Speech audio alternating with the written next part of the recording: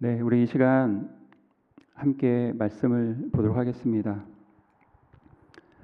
오늘 말씀은요, 저희가 목사님 안 계시는 동안 이제 제가 연속으로 시리즈 설교를 지금 준비하고 있고요. 학개서를 보고 있습니다. 오늘 학개서 두 번째 시간이고요. 본문은 2장 1절에서 9절 말씀, 우리를 일으키신 하나님이라는 제목으로 함께 말씀을 나눌까 합니다. 우리 몸이 불편하지 않으시면 함께 일어나셔서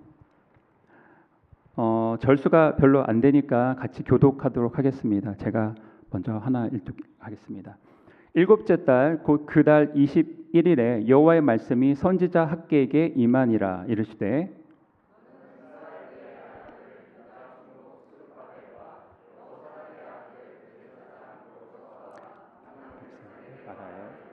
너희 가운데 남아있는 자 중에서 이 성전의 이전 영광을 본 자가 누구냐? 이제 이것이 너희에게 어떻게 보이느냐? 이것이 너희 눈에 보잘것 없지 아니하냐? 그러나 바벨가 스스로 굳세게 할지어다.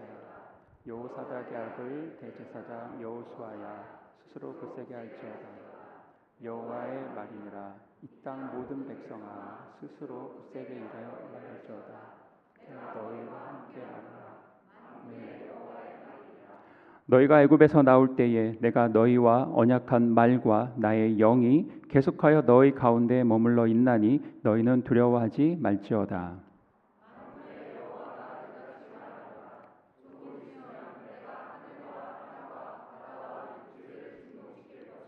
또한 모든 나라를 진동시킬 것이며 모든 나라의 보배가 이르리니 내가 이 성전의 영광이 충만하게 하리라. 만군의 여호와의 말이니라.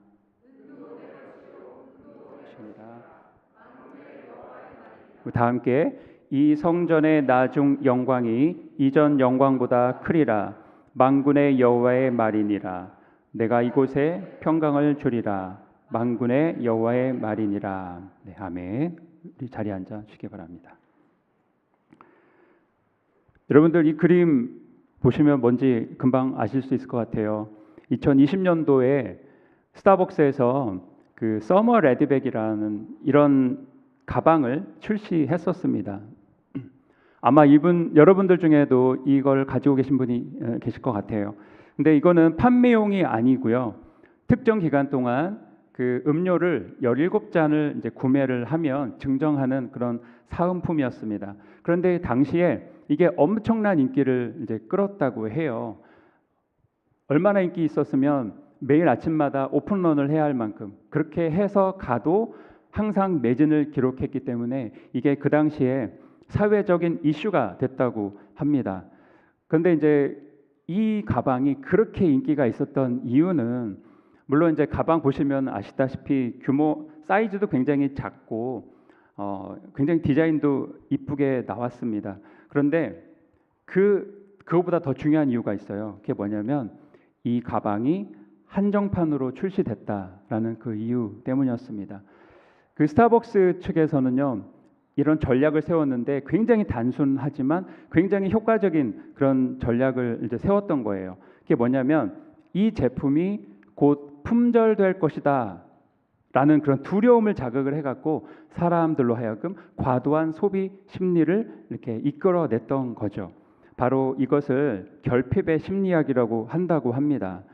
그 인간은 무언가를 가질 때보다 무언가를 갖지 못할 때, 자기에게 없는 것이 있을 때 훨씬 더 강렬하게 반응한다고 합니다. 바로 그것이 이 결핍의 심리학의 핵심 내용이라고 해요. 예를 들면은 우리가 쇼핑몰 이런 데 갔을 때 막 이런 글이 있지 않습니까? 오늘까지만 세일합니다. 한국에 가면 이런 거 굉장히 많아요. 그러면 여러분들 어떠세요? 그래도 무슨 품목이나 파는지나 한번 알아보고 싶어서 한번 기웃기웃하지 않습니까? 별로 내가 당장 필요하진 않아도 당장 그런 이름이 있으면 세일합니다. 오늘까지 합니다. 막 이러면 정말 궁금해요. 그래서 가서 직접 확인도 해보고 막 사고 싶어하는 마음이 좀 있어요. 좀 쫄리는 마음이 있습니다. 왠지 손해 보는 것 같은 게 있어요. 이러한 심리는요, 우리를 끊임없이 새로운 것을 갈망하게 이제 만듭니다. 그런데 더 중요한 것은 뭐냐면은 이와 반대로 이미 갖고 있는 것에 대한 그 소중함을 쉽게 있게 만든다는 거예요. 왜냐하면은 내가 가지고 있는 게 아니라 내가 가지고 없는 것에 집중하기 때문이에요. 그러다 보니까 계속 나가 갖고 있음에도 불구하고 없는 것만 생각하면 내 삶이 허무하고 나는 왜 이렇게 부족하게 사는 건가 계속 그 자신을 한탄하게 되는 거라는 거죠. 오늘 본문에서 이스라엘 백성들이 겪는 어려움이라는 것이 바로 이런 것이었습니다. 이들은 학개 선지자를 통한 하나님의 말씀을 통해서 이들이 깨우쳤죠. 깨어났습니다. 그래서 반응하고 순종했습니다. 그래서 이들이 드디어 하나님의 성전을 십수년 만에 다시 건축하기 시작했어요. 이게 불과 한 달 전의 일입니다. 저희가 지난주에 나눴던 이야기, 성전 건축이 시작하고 나서 약 한 달이 지난, 아까 그 본문 보시면 히브리 달력으로 7월 21일로 돼 있습니다. 그때 하나님 말씀이 임한 거예요. 자, 불과 한 달이 지났는데 벌써 이들의 마음속에 좌절하는 마음, 낙심하는 마음이 굉장히 가득한 거예요. 그리고 이들이 지금 허무함을 느끼고 있는 것입니다. 왜냐하면은 자기들이 지금 짓고 있는 이 성전이 너무나 초라하다는 것을 발견했기 때문이에요. 자, 그 시작은요, 이스라엘 공동체에 있는 어르신들로부터 시작됐다고 저는 생각을 합니다. 물론 성경이 그렇게 말은 하고 있지는 않지만 정황상 이스라엘 공동체 안에 있는 어르신들로부터 이 사단이 시작됐다고 생각해요. 왜냐하면은 자, 오늘 이 이야기의 시작이 7월 21일입니다. 일주일 전에 어떤 일이 시작되냐? 7월 15일에 초막절이 시작됩니다. 초막절이 여러분 뭔지 아시죠? 우리 아까 막 광야에서 광야 찬양 열심히 했던 것처럼 이 초막절이라는 것은 이스라엘 백성들이 광야 시절 동안 너희들이 걸었던 그 길을 기억하고자 하나님께서 자, 이 기간 동안은 너희들이 초막을 짓고 집이 아니라 초막에서 살아라. 그러면서 그 안에서 그들을 구원하셨던 하나님을 기억하고 생각해 봐라 라는 그런 절기가 초막절인 거죠. 그런데 우연하게도 이 초막절 절기 중에 솔로몬 성전이 완성됐어요. 그 절기 중에 하나님의 언약궤가 그 안으로 옮겨졌습니다. 그래서 아마도 초막절이 시작됐으니까 당연히 사람들이 이렇게 모여서 얘기했겠죠. 그런데 그 가운데 아마 어르신들이 너 그거 알아? 하면서 아마 솔로몬 성전 얘기를 했을 것이고 아마 그래서 이런 이야기가 시작된 거예요. 라고 저는 생각합니다. 자, 그러면서 무슨 얘기를 했을까요? 그 솔로몬 성전이 얼마나 화려한지, 그 디테일이 얼마나 멋있는지, 그 규모가 얼마나 엄청난지를 아마 이야기했었을 것입니다. 그리고 하나님의 언약궤가 그 성전 안에 들어갔을 때의 모습, 하나님의 영광이 성전에 가득했던 바로 그 장면, 구름이 그 안에 가득했던 그 장면, 얼마나 놀랍게 하나님의 영광이, 하나님의 구름이 성전 안을 가득 채웠는지 그 전해지는 이야기를 아마 이야기했었을 것 같습니다. 그렇기 때문에 하나님께서 오늘 3절에서 이런 질문을 하시잖아요. 너희 가운데 이 성전의 이전 영광을 본 자가 누구냐? 이렇게 질문을 하십니다. 아무튼 중요한 것은요, 이때부터 이스라엘 백성들이 마음이 마구마구 흔들리기 시작했다라는 거예요. 그 전까지는 굉장히 감사하는 마음으로 성전을 지었던 것 같습니다. 그런데 이제는 솔로몬의 성전이 너무나 이제 비교가 되는 거죠. 자기가 지금 짓고 있는 이 성전과. 자, 이 새로운 성전은요, 규모도 작습니다. 재료도 그렇게 화려하지도 않아요. 그냥 평범한 나무 같은 걸로 짓고요. 재정도 충분하지 않습니다. 게다가 결정적인 게 하나 있어요. 지금 자기네들이 짓고 있는 이 성전에는 여호와의 언약궤가 없어요. 언약궤는요, 뭐죠? 성전에 있어서 가장 핵심 아니겠습니까? 하나님의 임재를 상징하는 하나님의 그 언약궤, 그 언약궤가 성전에 있어야지만 우리가 지금까지 알고 있는 성전의 이미지 아닙니까? 그런데 문제는 지금 자기네들이 짓고 있는 이 성전에는요, 하나님의 언약궤가 없습니다. 어디 갔죠? 솔로몬 성전이 파괴됐을 때 사라졌어요. 자, 상황이 이렇다 보니까 이제 이 현실을 자각했습니다. 현타가 온 거죠. 이 백성들이 낙심하고 좌절하고 이제는 심지어 두려움까지 생기기 시작했습니다. 그래서 아마 이런 질문을 했던 것 같아요. 우리가 짓고 있는 이 성전이 이렇게 초라한데, 그리고 이 안에 우리 하나님의 언약궤도 없는데 과연 이곳에 하나님의 임재가 있으실까? 재료도 부족하고 돈도 부족한데 과연 우리는 이 성전을 완공할 수 있을까? 그리고 열심히 하고 있지만 과연 이게 그냥 헛일로 끝나면 어떻게 될까? 그런 두려움이 있었던 것 같습니다. 우리도 이런 비슷한 감정 느끼지 않습니까? 우리가 하나님이 주신 마음에 따라서 우리가 소그룹 사역도 하고 그러는데 열심히 하고 있는데 어느 순간 다른 소그룹의 모습이 눈에 들어오는 거예요. 그러면 나도 모르게 그 그룹과 비교하고 있는 나의 모습을 우리가 발견하게 되는 거죠. 우리의 워크그룹도 마찬가지죠. 워크그룹 열심히 참여하고 있는데, 열심히 봉사하고 있는데 다른 워크그룹이 눈에 보이기 시작합니다. 저 그룹은 뭐 한대, 저 그룹은 뭐 한대. 이러면서 이제 남들과 비교하기 시작하는 거죠. 여러분, 우리가 남들과 비교하기 시작할 때는요, 우리 안에는 딱 두 가지만 남습니다. 우월감과 열등감이 남아요.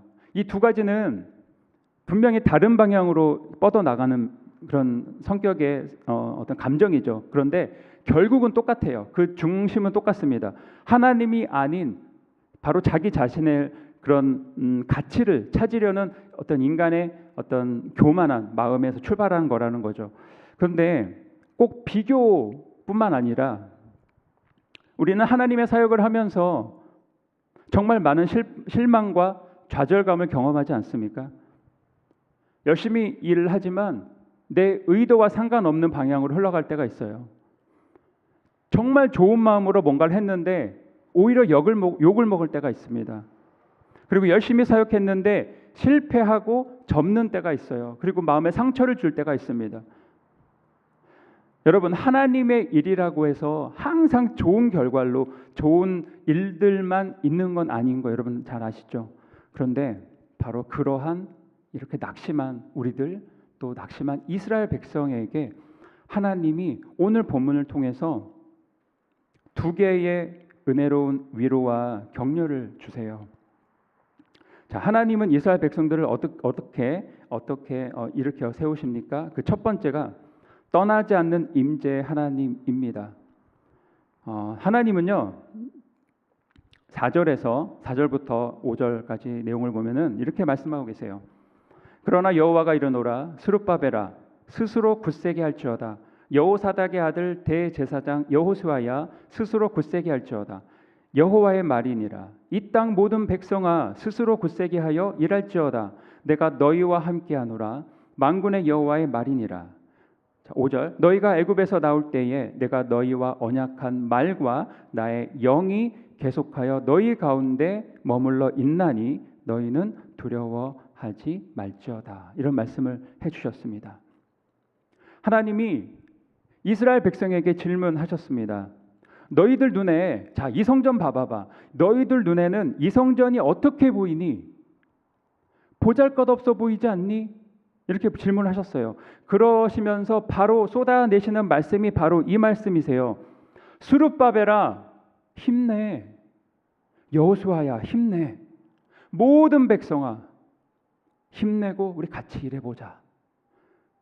내가 너희와 함께하노라. 이렇게 말씀하시는 거예요. 여러분, 방금 이 말씀은요, 하나님이 백성들을 위로하시기 위해서 하셨던 말씀입니다. 자, 여러분 이 말씀 한번 보세요. 4절 5절. 이 말씀 속에서 여러분은 어느 부분이 제일 먼저 눈에 들어오십니까? 다시 어느 부분에서 힘을 얻습니까? 잘 보시면 한 사람 한 사람 불러주시는 모습 있으세요? 스룹바벨아, 여호수아야. 그렇게 한 사람 한 사람 이름 불러주시는 모습에서 위로가 될 수도 있습니다. 또 힘내라고 지금 스스로 굳세게 할지어다, 영어로 be strong이라고 해석하거든요. 자, 힘내라. 이렇게 3번이나 반복하시면서 정말 진심으로 그들이 일어서기를 바라는 마음이 느껴집니다. 자, 그런 부분에서도 우리가 위로가 됩니다. 그런데 저는 이 말씀이 제일 힘이 돼요. 내가 너희와 함께하노라. for I am with you. 내가 앞으로 너희와 함께 할게.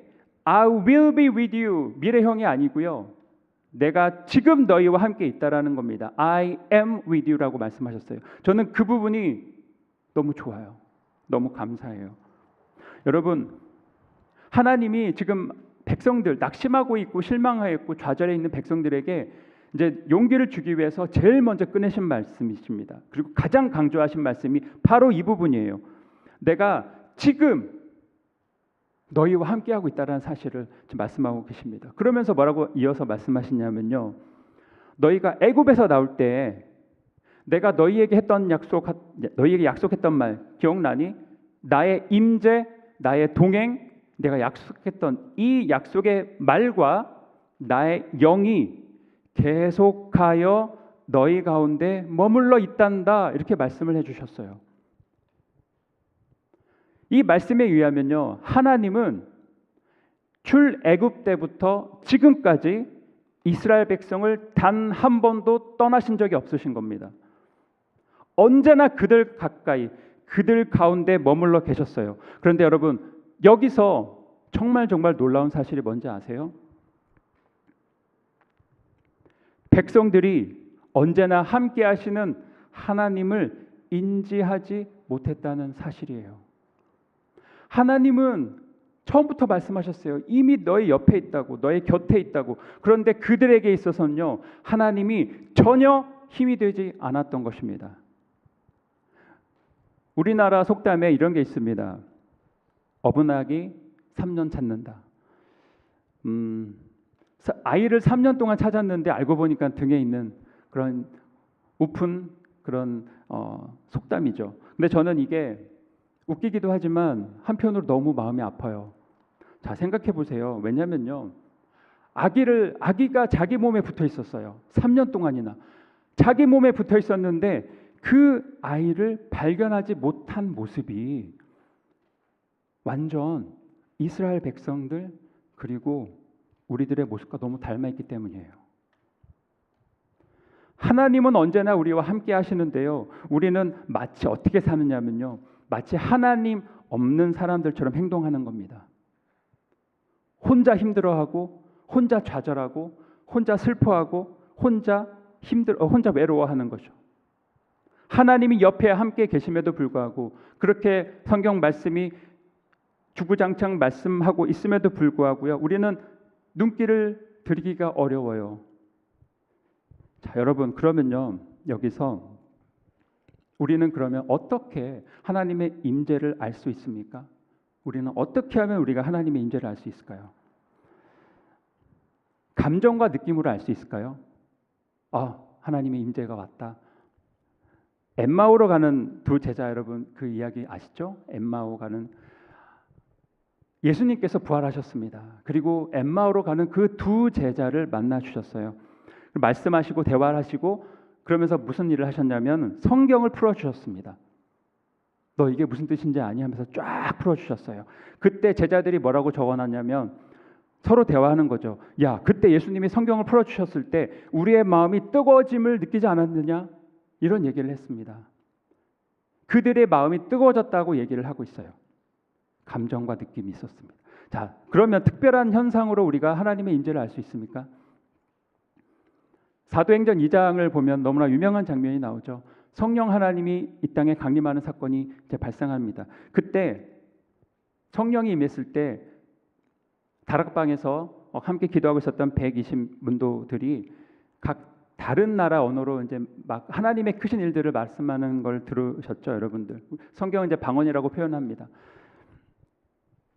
여러분, 우리의 감정 그리고 어떤 특별한 현상은 분명 우리가 하나님을 경험하는데 참 중요한 요소인 것 같아요. 우리를 그 하나님의 세계로 이끌어가는 중요한 요소인 것 같습니다. 그런데 우리가 하나님의 임재를 그러면 아는 그것이 유일한 척도인가라는 질문에는 그렇게 자신 있게 대답을 못해요. 왜냐하면요, 그것보다 우리의 감정보다 어떤 특별한 현상보다 더 중요한 것이 있기 때문이에요. 그게 뭐냐면 하나님의 약속입니다. 하나님이 직접 하신 말씀이에요. 제가 오래전에 그 노진준 목사님 말씀을 이제 막 들을 때가 있었습니다. 그때 하나님의 임재에 대해서 목사님이 이렇게 뭔가 설명을 해준 적이 있으셨거든요. 그때 굉장히 인상적이어서 제가 좀 기억을 했던 부분이 있습니다. 그때 뭐라고 하셨냐면 하나님의 임재라는 것은 주관적인 감정이 아니다라고 첫 번째 말씀하시고요. 그러면서 뭐라고 설명하시냐면 이 하나님의 임재라는 것은 하나님께서 자기 백성들과 함께 하시겠다는 약속이라고 표현을 하시더라고요. 그러면서 하나님은요 그 약속을 신실하게 지키셨다라고 이렇게 설명을 하셨어요.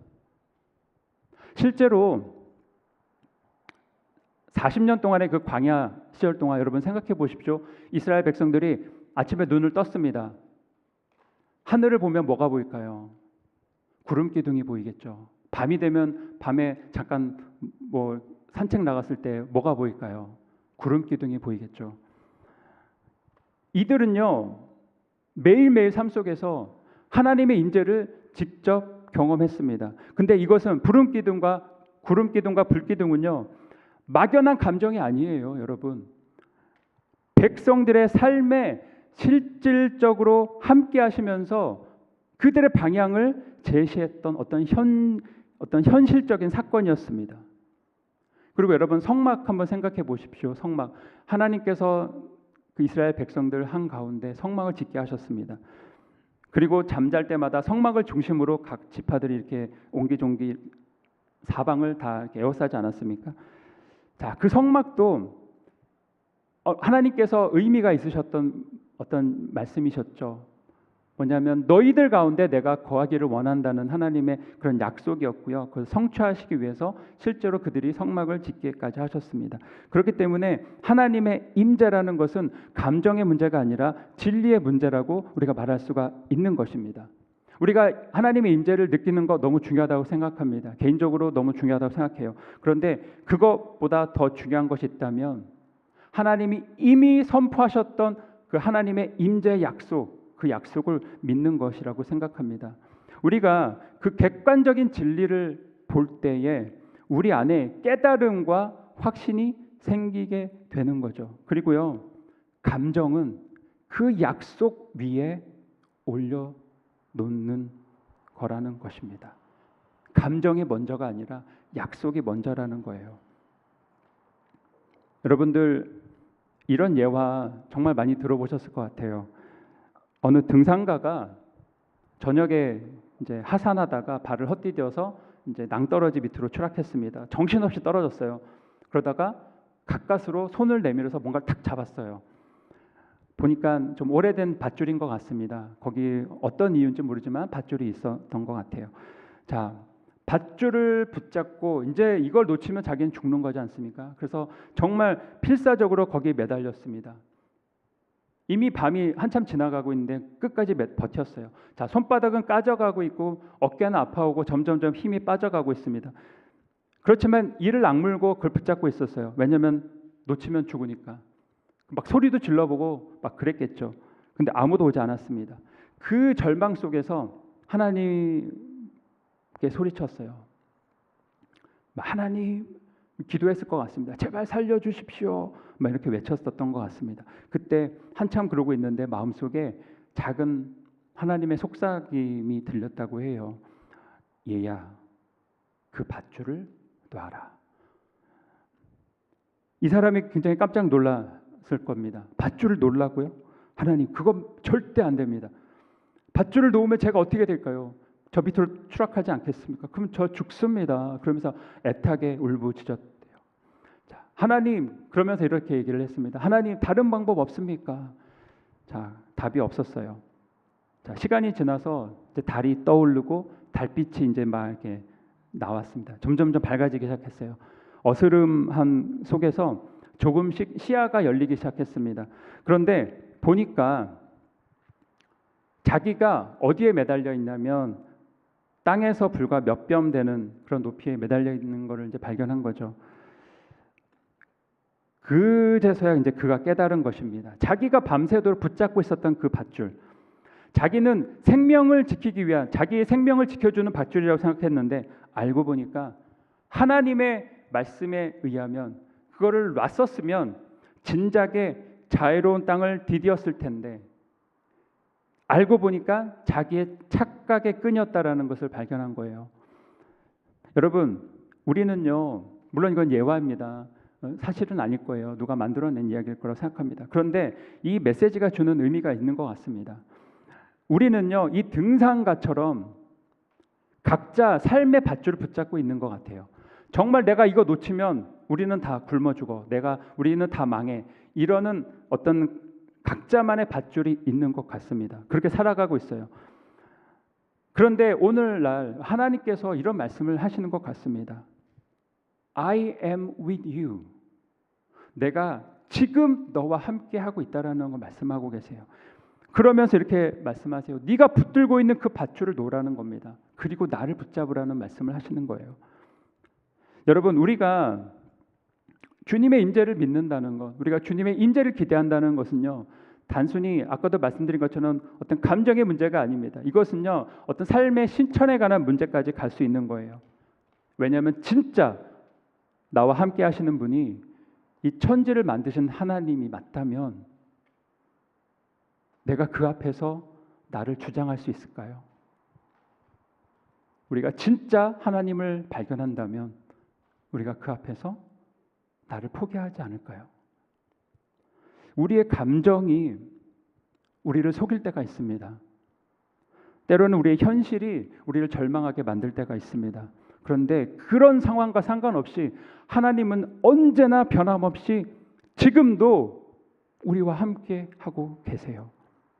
그것이 하나님의 약속이에요, 여러분. 하나님의 약속입니다. 지금 이 순간 그렇기 때문에 여러분, 우리가 하나님을 붙들어야 합니다. 하나님이 하신 약속은요, 반드시 이루어지세요. 지금까지 그 이루어진 약속이 바로 성경 아니겠습니까? 그리고 앞으로 이루어질 것이 바로 그 성경 내용 아니겠습니까? 여러분, 하나님을 붙들길 원합니다. 그런 하나님의 인재를 믿고 의지하는 우리 모두가 되기를 기도합니다. 또 하나님은요, 낙심하는 이스라엘 백성들에게 두 번째 위로를 주십니다. 바로 멈추지 않는 영광의 하나님이세요. 하나님은 6절부터 이렇게 말씀하십니다. 제가 읽도록 하겠습니다. 만군의 여호와가 이같이 말하노라. 조금 있으면 내가 하늘과 땅과 바다와 육지를 진동시킬 것이요 또한 모든 나라를 진동시킬 것이며 모든 나라의 보배가 이르리니 내가 이 성전의 영광이 충만하게 하리라. 만군의 여호와의 말이니라. 은도 내 것이고 금도 내 것이니라. 만군의 여호와의 말이니라. 이 성전의 나중 영광이 이전 영광보다 크리라. 만군의 여호와의 말이니라. 내가 이곳에 평강을 주리라. 만군의 여호와의 말이니라. 이스라엘 백성들은 아까 말씀드린 것처럼 새로 열심히 성전 건축을 하고 있는데 완전 낙담해 있습니다. 완전 지쳐 있었어요. 재료를 생각해봐도, 규모를 생각해봐도, 재정을 생각해봐도 어느 것 하나 풍족한 게 하나도 없습니다. 완전 결핍의 심리학이죠. 게다가 정말 결정적이게도 하나님의 언약궤가 없어요. 이 성전에는요. 그때 하나님이 이런 질문을 하셨어요. 이것이 너희 눈에 보잘것없지 아니하냐.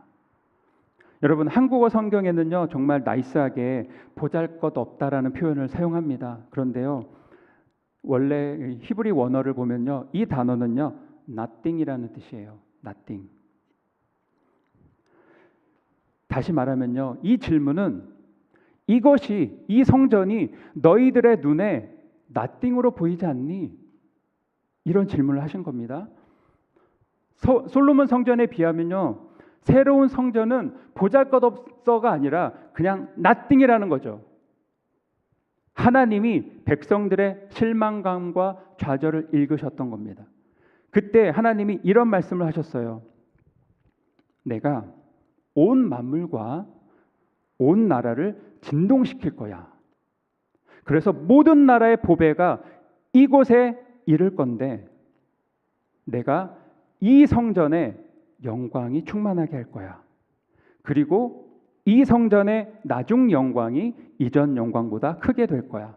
그리고 마지막 이렇습니다. 또한 내가 이곳에 평강을 줄 거야. 여러분, 제가 지금 계속 강조한 게 있었습니다. 하나님이 무슨 말씀을 하고 계신 걸까요? 너희들이 지금 nothing으로 여기고 있는 이 성전을 내가 목숨처럼 여긴다라는 말씀이세요. 너희들은 지금 이 성전의 겉모습만 보지만 나는 미래의 영광을 본다라고 말씀하는 것입니다. 하나님의 시선은요, 백성들의 시선과 달랐습니다. 실제로 하나님의 말씀은 그대로 성취됐습니다. 역사 속에서 성취됐습니다. 에스라서 5장, 6장 이렇게 보시면은 우리가 잘 아는 내용이 등장해요. 이스라엘 백성들이 다시 성전을 건축했습니다. 시작했습니다.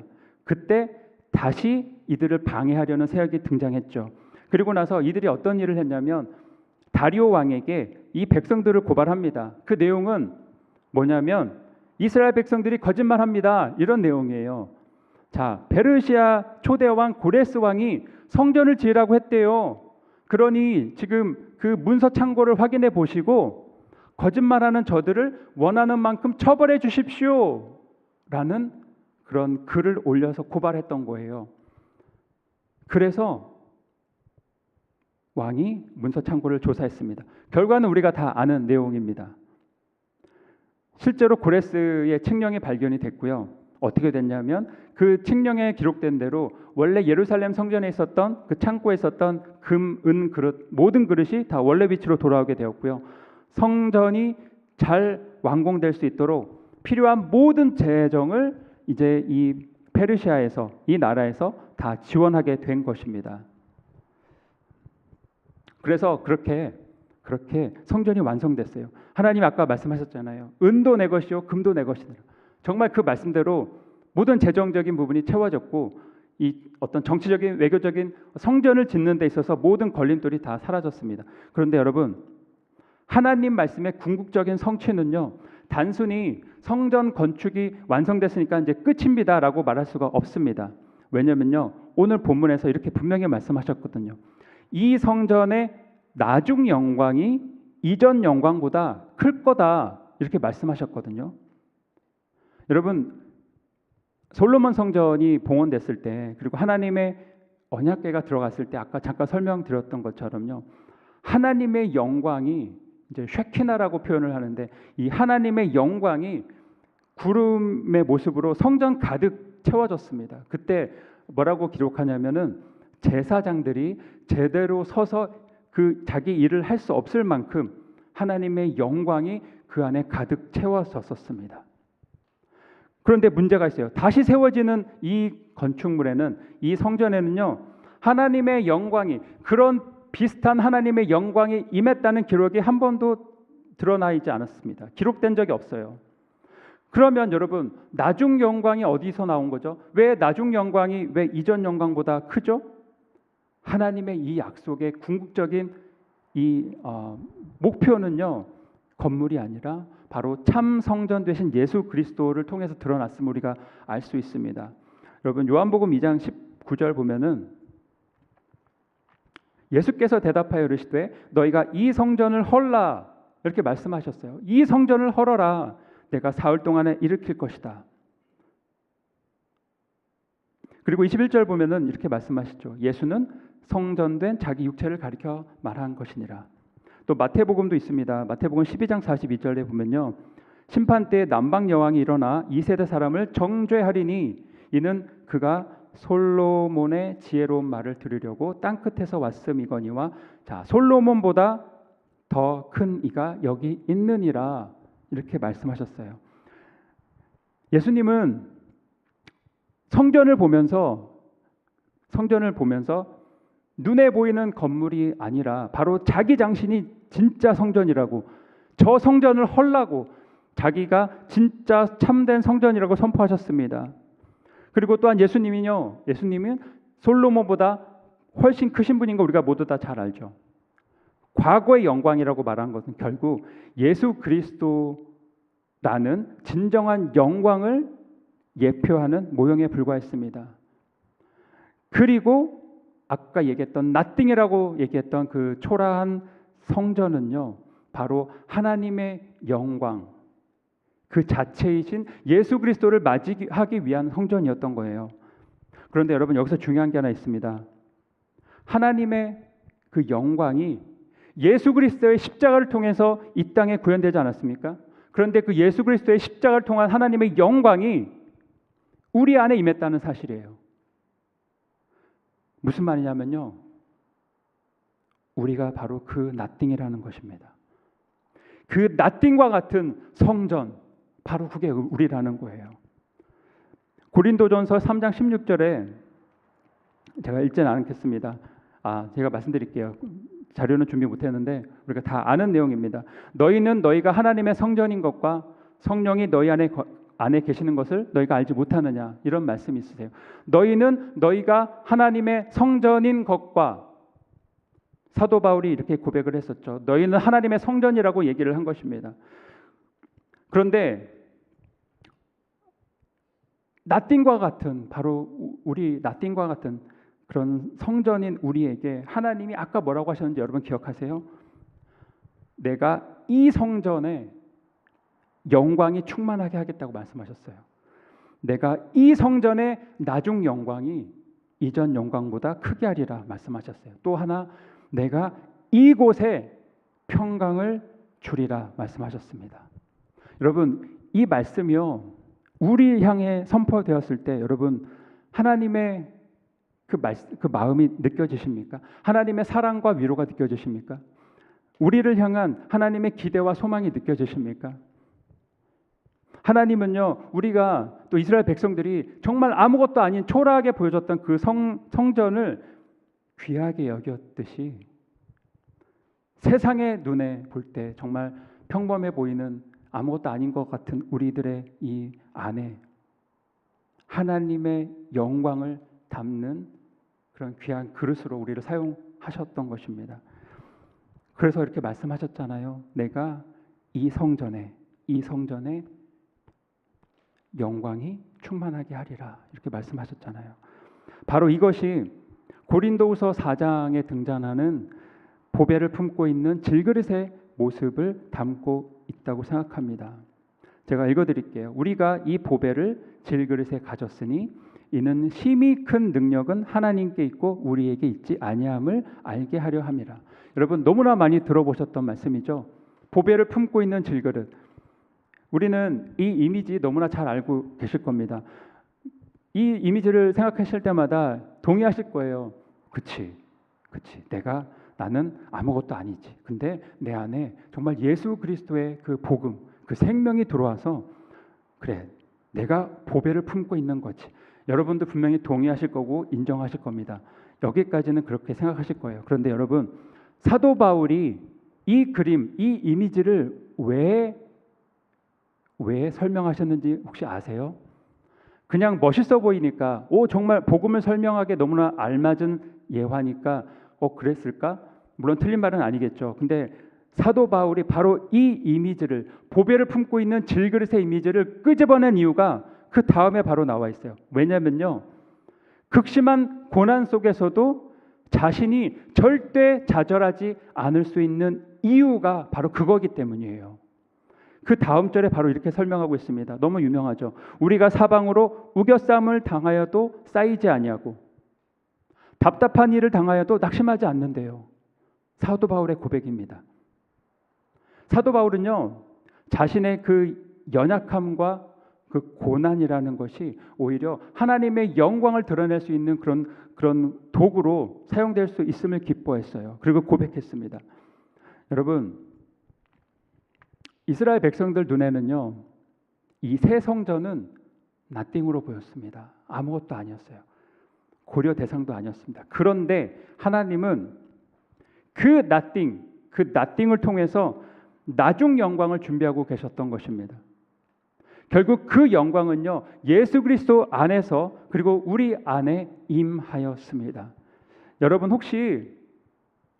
혹시라도 우리의 인생 속에서 또 나의 삶 속에서 나는 진짜 아무것도 아닌 것 같다, 나띵인 것 같다라고 생각하시는 분 계십니까? 여러분, 하나님은요, 아무리 여러분이 그렇게 생각을 하셔도 여러분을 절대로 나띵으로 생각하지 않으십니다. 왜 그런지 아세요? 왜냐하면 우리 안에는 이미, 그리고 저희 안에는 이미 예수 그리스도의 영광이 담겨져 있기 때문이에요. 절대 나띵이 아닙니다. 이제 말씀을 마무리하겠습니다. 오늘 저희는요,